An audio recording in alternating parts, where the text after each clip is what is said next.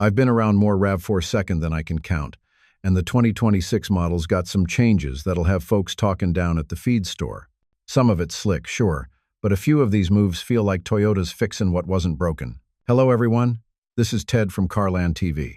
It's time to hop in the front seat because today, we're going to dig into what Toyota changed in the 2026 RAV4, what they nailed, and what might just have longtime RAV4 drivers shaking their heads. Before I start, I would really appreciate it if you would push those buttons below, the subscribe button, the notification bell, all of them. This is not necessary, but those little clicks help a brother out. Plus, it pushes me to give you more valuable car-related content on your screen. Now, buckle up, and let's get back to the video. Screen-only climate control. I slid into the 2026 RAV4 and reached for the old HVAC knobs out of habit, then caught myself. Climate lives on the screen now. Toyota built a new cockpit around a 10.5 or 12.9-inch display, and the climate controls sit anchored along the bottom of that panel so they're always there. Clean look, fewer breakable bits, and it ties into Toyota's new audio multimedia running on the Arene software, which means faster responses and a smarter voice assistant for when you just want to say, set it to 72 and keep rolling. Out on a frosty morning, the difference shows up quickly. With gloves on and coffee sloshing, I used to twist a dial by feel without taking my eyes off the road. Now you tap the screen strip, nudge fan speed, hit defrost, and it works fine once your muscle memory catches up. Toyota's own materials call these digital HVAC controls, permanently docked on the display. Some early hands-on pieces note there are still small physical temperature buttons under the screen on certain interiors, but the main interface is the on-screen strip you see in every press image. Either way, you're not fishing through deep menus while the windshield fogs. I ran the system through a day that swung from wet morning to dusty afternoon. The touch targets are big enough to stab without cussing, and the layout keeps the common stuff in the same spot so you can work it by memory after a few drives. The upside is fewer mechanical parts to wear out and a cabin that looks tidier than the last gen.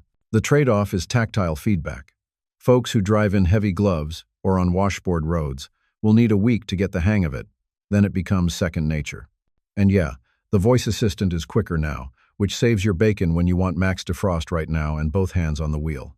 Paint lineup shakeup. Now, about those colors. Toyota didn't just shuffle the deck. They tossed out some of the crowd favorites.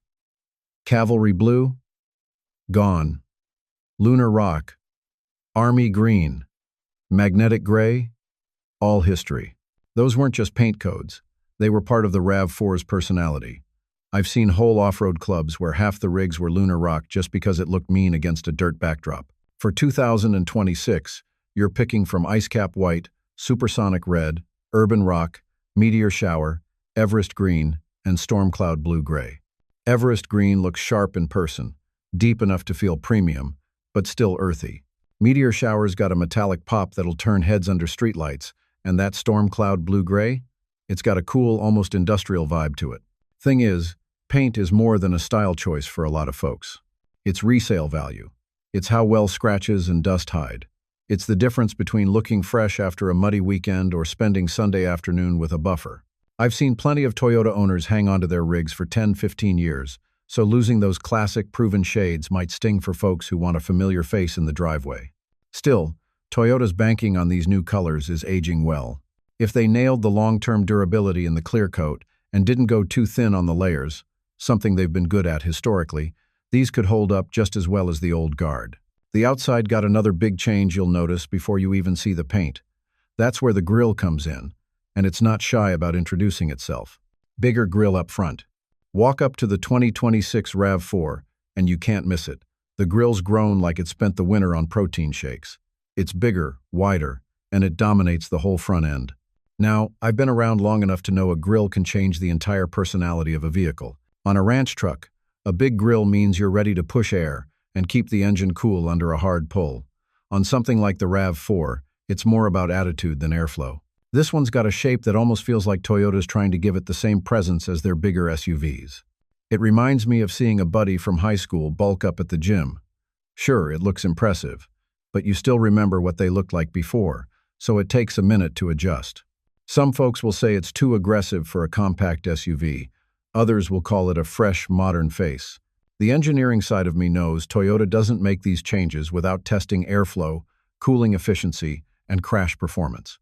But the driver in me wonders how much of this was about following the industry's bigger grille trend instead of just letting the RAV4 be the RAV4. Out on the road, you do get a slightly bolder look in the rearview mirror of the car ahead of you. It has presence now, whether that's your thing or not. And that's just the outside.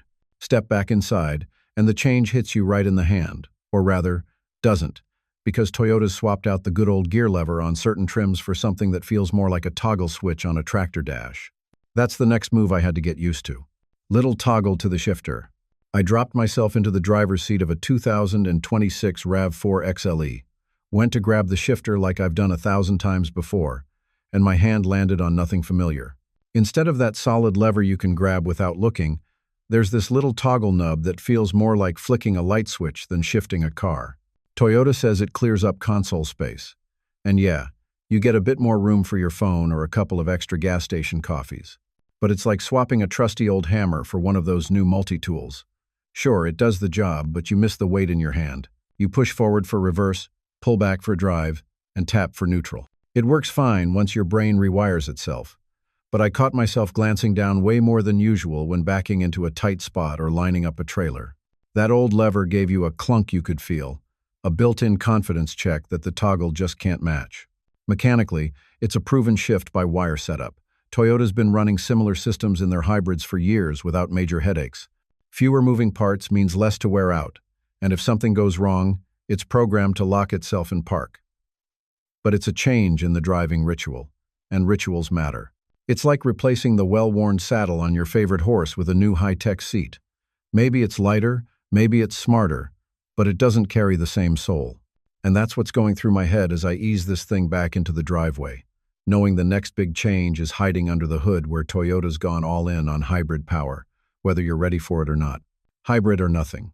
I popped the hood on the 2026 RAV4, and that's when it really hit me. Toyota's all in on the hybrid game now. Doesn't matter if you're looking at the entry-level LE or the top-shelf GR Sport, you're getting some form of electric assist. The pure gas models that so many folks swore by, those are history. You've got 3 flavors now. The hybrid FWD puts out 226 horses, the AWD bumps that to 236, and the plug-in hybrid, what Toyota still calls the Prime, cranks 320 horsepower with close to 50 miles of pure electric range. That's a solid jump from last year's 42-mile rating.